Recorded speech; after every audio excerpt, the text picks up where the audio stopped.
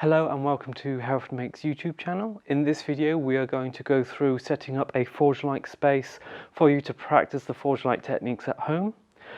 Due to this not being a forge, you won't have the same health and safety constraints, therefore this won't be a very long video. So first of all, make sure your workbench is structurally sound and stable. This way it is safe for you to work on and won't cause you or anybody else any harm or damage. Furthermore, you will also want to make sure if you do a bad hammer blow, it's not going to damage the workbench itself, or you don't mind it damaging the workbench in this sense. So these are one of the workbenches we have at Hereford Make, and this will be suitable for our needs.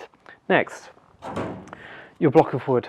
As mentioned in the previous video, you want to make sure it is stable, and to help find the correct space, you can rock your piece of wood backwards and forwards till you find the side that most suits. So for me, it will be this side because it rocks the least, but also I've got a relatively square corner there, and a bit more of a radius one, and I can rotate round as needed.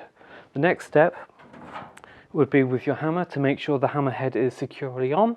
That way, when you're working your material, the hammer head is not going to fly off and hurt yourself, somebody else, or the surrounding area. The most important thing in this instance is the safety of yourself, the surrounding area, and other people that may be in your vicinity. And in a sense, that is it. Once you've got your block of wood and you know your tools are okay, you're ready to get started. And in the next video, we'll go through the different types of hammer, how to hold the hammer, and looking at hammer swing to be effective but also comfortable and reduce the chances of repetitive strain injury. Right, till next time.